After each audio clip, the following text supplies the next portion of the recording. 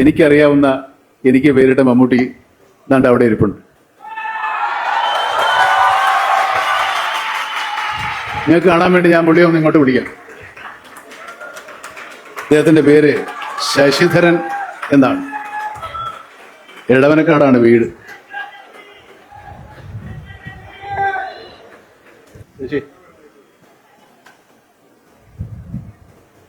പലരും എന്നോട് ചോദിച്ചിട്ടുണ്ട്, ഞാൻ ഇയാളെ ഒളിച്ചു വെച്ചിരിക്കുകയായിരുന്നു, പുറത്തു വിടാതെ, ഒരു സർപ്രൈസ്. ഇങ്ങനെ 4 പേര് കാണുക ഇയാളെ പരിചയപ്പെടുത്തണമെന്ന് എനിക്ക് വലിയ ആഗ്രഹം ഉണ്ടായിരുന്നു. അതേതായാലും ഈ ഓർത്തോസിന്റെ ഈ വേദിയിൽ തന്നെ ആയതിൽ വളരെയേറെ സന്തോഷം. എന്നെപ്പറ്റി ഒരുപാട് ആരോപണങ്ങളുണ്ട്. ഞാൻ തലക്കനമുള്ളവനാണ്, ഞാൻ അഹങ്കാരിയാണ്, ഗർവുള്ളവനാണ്, ക്ഷിപ്രകോപിയാണെന്നൊക്കെ ഈ പറഞ്ഞവരൊക്കെ കൂടിയും എനിക്ക് വേണ്ടി പ്രാർത്ഥിച്ചിട്ടുണ്ട്.